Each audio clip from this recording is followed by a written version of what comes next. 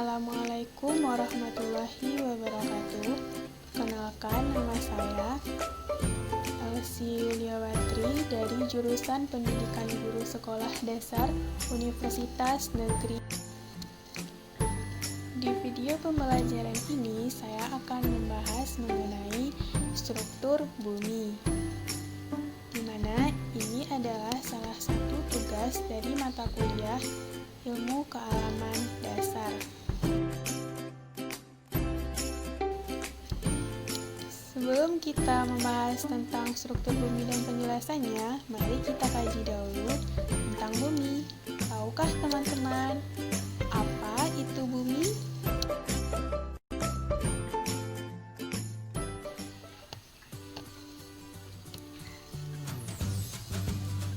Bumi, tempat kita tinggal saat ini, merupakan salah satu anggota tata surya dengan matahari sebagai pusatnya.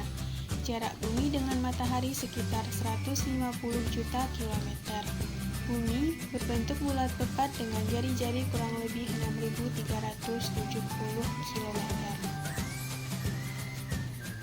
Bumi merupakan planet dengan urutan dari 8 planet yang dekat dengan matahari. Bumi diperkirakan telah terbentuk sekitar 4,6 miliar tahun yang lalu dan merupakan satu-satunya planet yang dapat dihuni oleh berbagai jenis makhluk hidup. Permukaan bumi terdiri dari daratan dan lautan. Sebagai planet yang memiliki kehidupan di dalamnya, bumi terdiri atas beberapa struktur yang memungkinkan untuk dijadikan tempat tinggal. Di antara macam-macam struktur bumi, di antaranya adalah terdiri dari banyak jenis material seperti berbagai jenis batuan, tanah, serta air yang kesemuanya membentuk planet bumi yang sekarang ini kita diami.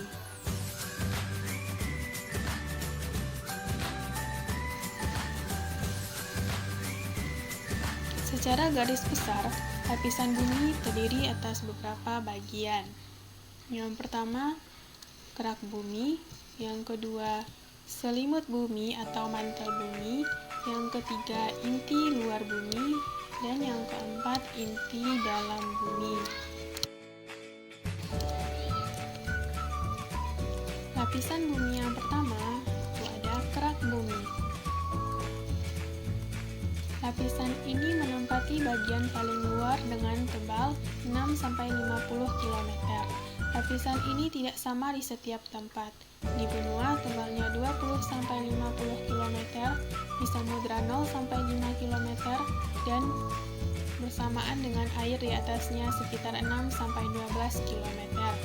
Tersusun dari materi-materi padat yang kaya silisium dan aluminium.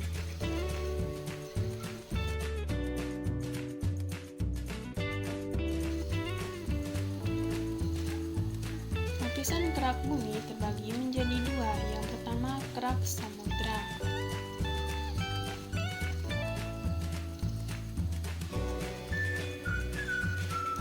Kerak samudra mempunyai ketebalan sekitar 0-5 km atau bersamaan dengan air di atasnya, sekitar 6-12 km.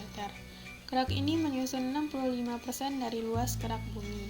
Kedalaman dari kerak ini rata-rata sekitar 4.000 meter dari permukaan air laut. Meskipun pada beberapa palung laut kedalamannya adalah mencapai lebih dari 10 km.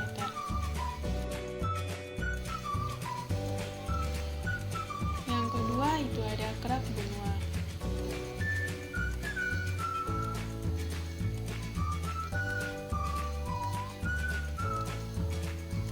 Kerak benua mempunyai ketebalan rata-rata sekitar 20-50 km. Batuan penyusun kerak benua yang utama adalah granit yang tidak sepadat batuan basal. Kerak benua atau kerak kontinen merupakan kerak bumi yang menyusun daratan atau benua. Kerak benua mempunyai ketebalan antara 30-35 km dengan ketebalan rata-rata 35 km. Kerak benua ini menyusun sekitar 79% dari volume kerak bumi. Ketinggian dari permukaan dari kerak benua rata-rata sekitar 800 meter dari permukaan laut. Meskipun ada daerah yang ketinggiannya mencapai lebih dari 8.000 meter.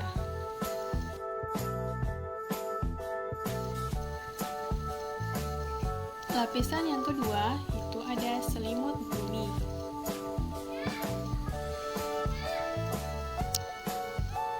Selimut atau selubung bumi merupakan lapisan yang letaknya di bawah lapisan kerak bumi. Lapisan ini sebagian besar merupakan silikat atau besi dan magnesium. Sesuai dengan namanya, lapisan ini berfungsi untuk melindungi bagian dalam bumi. Selimut bumi tebalnya mencapai 2.900 km dan merupakan lapisan batuan yang padat yang mengandung silikat dan magnesium. Suhu di bagian bawah selimut mencapai 3.000 derajat Celcius. Tetapi tekanannya belum mempengaruhi kepadatan batuan.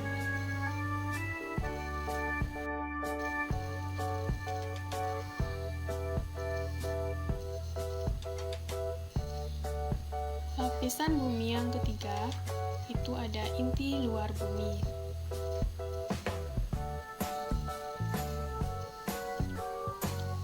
Inti bumi bagian luar merupakan salah satu bagian dalam bumi yang melapisi inti bumi bagian dalam.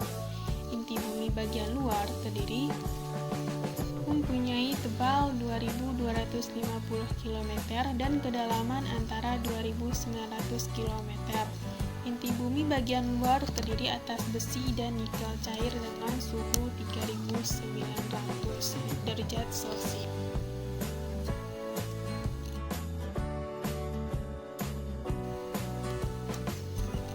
Lapisan bumi yang selanjutnya adalah inti dalam bumi. Inti bumi bagian dalam merupakan bagian bumi yang paling dalam atau dapat juga disebut inti bumi. Inti bumi mempunyai tebal 1.200 km yang berdiameter 2.600 km. Inti bumi terdiri dari besi dan nikel berbentuk padat dengan temperatur dapat mencapai 4.800 derajat Celcius. Berdasarkan susunan kimianya, bumi dapat dibagi menjadi 4 bagian, yakni atmosfer, litosfer, hidrosfer, dan biosfer. Lapisan yang pertama itu adalah lapisan atmosfer.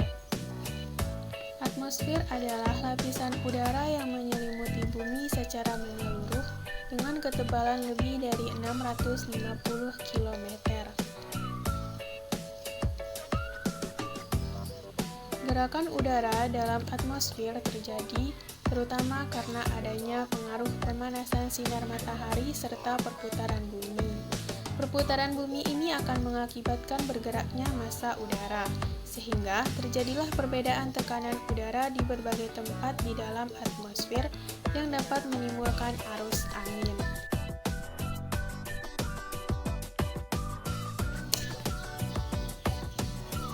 Berdasarkan profil temperatur secara vertikal, lapisan-lapisan atmosfer dapat dibagi menjadi yang pertama lapisan troposfer, merupakan atmosfer terbawah dan dekat dengan bumi. Pada lapisan ini terjadi adanya awan, angin, hujan, petir, dan lainnya. Selanjutnya itu stratosfer. Pada lapisan ini terjadi peningkatan temperatur karena bertambahnya ketinggian. Ozon yang terdapat pada lapisan ini dengan ketinggian 25 km dari permukaan bumi. Lapisan yang ketiga itu lapisan mesosfer. Lapisan ini mempunyai ion atau udara yang bermuatan listrik, yang berfungsi untuk memantulkan gelombang radio. Karena adanya muatan listrik tersebut, kita dapat berkomunikasi dengan orang lain di luar negeri. Selanjutnya, lapisan termosfer. Lapisan ini berfungsi untuk melindungi bumi dari meteor dengan cara membakarnya. Hal ini disebabkan karena lapisan atmosfer mempunyai atom yang bermuatan listrik atau terionisasi radiasi matahari. Selanjutnya, eksosfer. Eksosfer merupakan lapisan yang paling tinggi. Pada lapisan ini, kandungan gas-gas atmosfer sangat rendah. Batas antara eksosfer yang pada dasarnya juga adalah batas atmosfer, dengan angkasa luar tidak jelas. Daerah yang masih termasuk eksosfer adalah daerah yang masih dapat dipengaruhi oleh daya gravitasi bumi. Garis imajiner yang membatasi eksosfer dengan angkasa luar disebut magnetopause.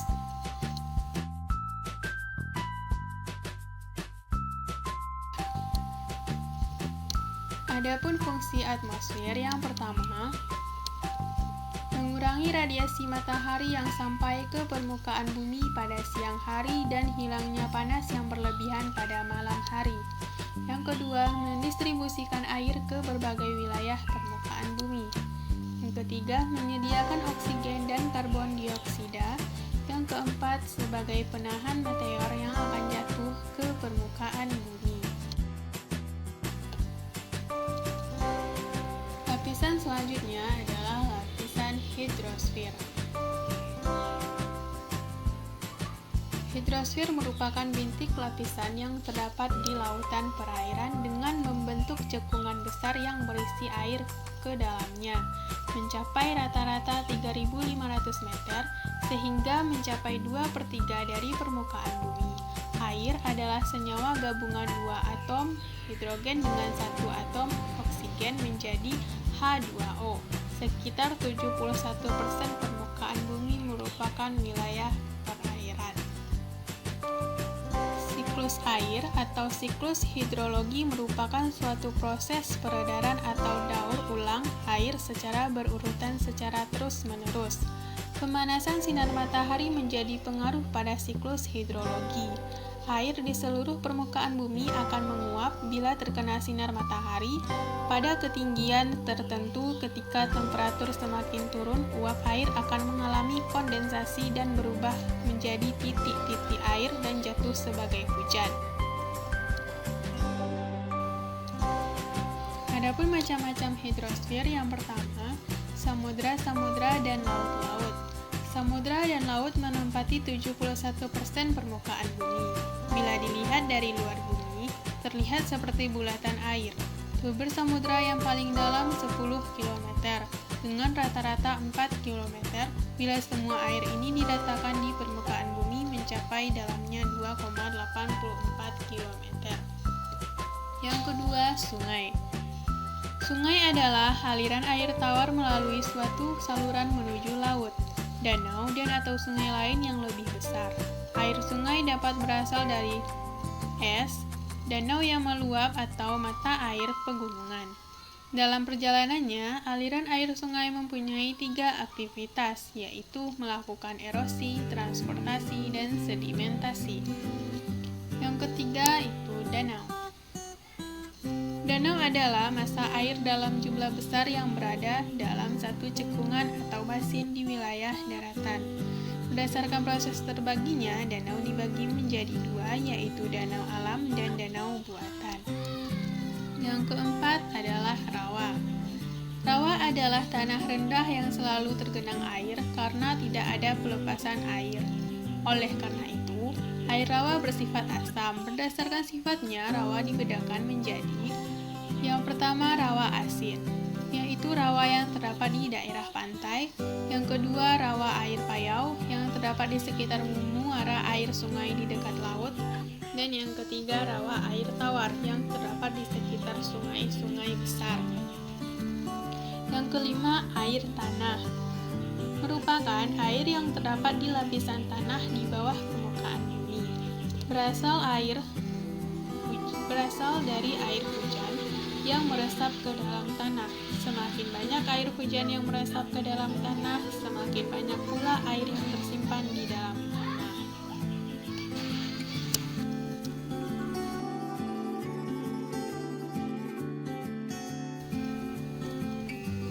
Lapisan selanjutnya yaitu lapisan litosfer.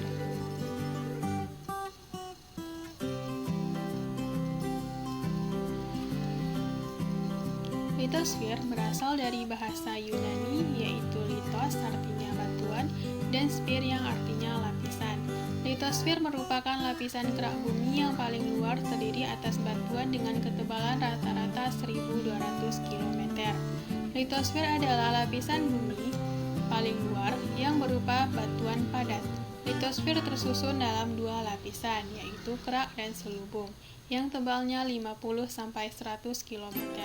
Litosfer merupakan lempeng yang bergerak sehingga dapat menimbulkan pergeseran benua. Penyusunan utama lapisan litosfer adalah batuan yang terdiri dari campuran antar mineral sejenis atau tidak sejenis yang saling terikat secara gembur atau padat.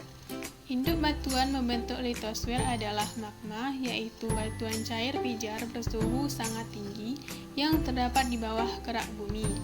Magma yang mengalami beberapa proses perubahan sampai menjadi batuan beku, batuan sedimen, dan batuan metamorf.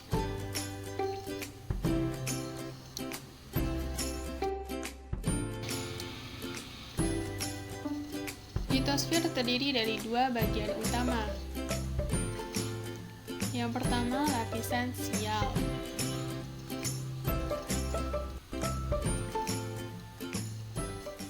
Lapisan sial yaitu lapisan kulit bumi yang tersusun atas logam silisium dan aluminium. Pada lapisan sial ini antara lain terdapat di daratan benua. Lapisan sial dinamakan juga lapisan kerak, bersifat padat dan batu, bertebaran rata-rata 35 km.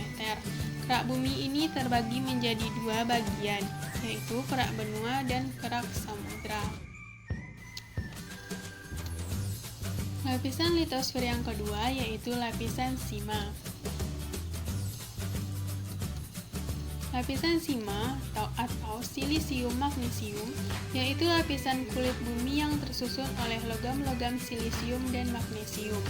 Lapisan ini mempunyai berat jenis yang lebih besar dari lapisan sial karena mengandung besi dan magnesium, yaitu mineral fero, magnesium, dan batuan basalt. Lapisan merupakan bahan yang bersifat elastis dan mempunyai ketebalan rata-rata 65 km.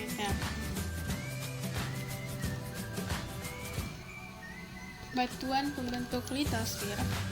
Yang pertama yaitu batuan beku. Batuan beku adalah batuan yang terbentuk dari magma yang membeku. Secara umum, batuan beku mempunyai ciri-ciri homogen dan kompak, tidak ada pelapisan, dan umumnya tidak mengandung fosil.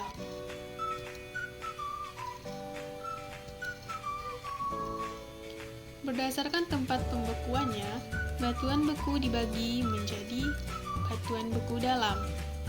Adalah batuan beku yang terbentuk jauh di bawah permukaan bumi pada kedalaman 15-50 km. Yang kedua, batuan beku gang.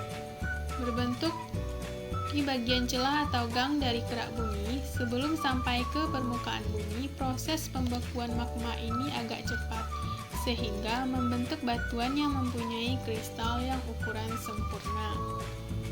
Yang ketiga, batuan beku luar. Adalah batuan beku yang terbentuk di permukaan bumi. Magma yang keluar dari bumi mengalami proses pendinginan dan pembekuan sangat cepat sehingga tidak menghasilkan kristal batuan.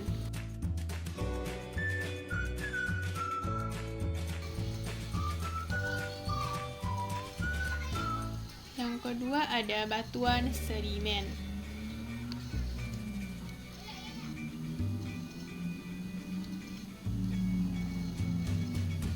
Batuan sedimen adalah batuan yang terbentuk karena adanya proses pengendapan. Butir-butir batuan sedimen berasal dari berbagai macam batuan melalui proses pengapukan, baik oleh angin maupun air. Proses pembentukan batuan sedimen disebut diagnesis, yang menyatakan perubahan bentuk dari bahan deposit menjadi batuan endapan.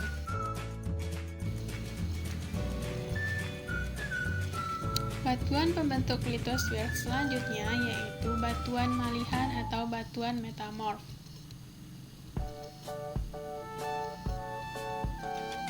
Batuan malihan atau metamorf adalah batuan yang telah mengalami perubahan baik secara fisik maupun kimiawi sehingga menjadi batuan yang berbeda dari batuan induknya. Faktor yang mempengaruhi perubahannya adalah suhu yang tinggi, tekanan yang kuat, serta waktu yang lama. Contohnya adalah batuan kapur atau kalsit yang berubah menjadi marmer atau batuan kuarsa menjadi kuarsit. Lapisan selanjutnya adalah lapisan biosfer. Biosfer merupakan sistem kehidupan paling besar karena terdiri dari gabungan ekosistem yang ada di planet Bumi. Sistem ini mencakup semua makhluk hidup yang berinteraksi dengan lingkungannya sebagai kesatuan yang utuh.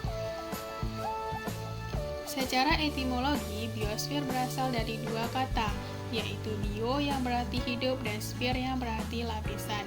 Dengan demikian, biosfer dapat diartikan lapisan tinggal makhluk hidup, termasuk semua biosfer adalah semua bagian permukaan bumi yang dapat dihuni oleh makhluk hidup.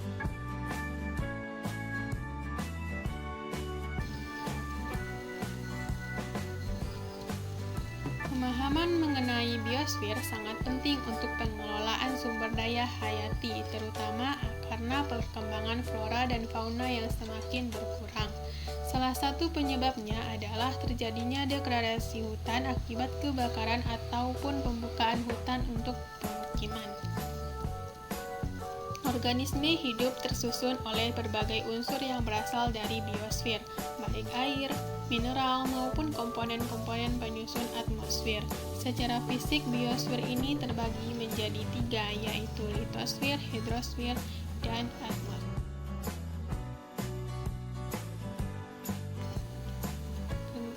Demikian video pembelajaran ini. Semoga video ini bermanfaat dan dapat menambah wawasan pengetahuan kita semua. Sekian dari saya, terima kasih. Assalamualaikum warahmatullahi wabarakatuh.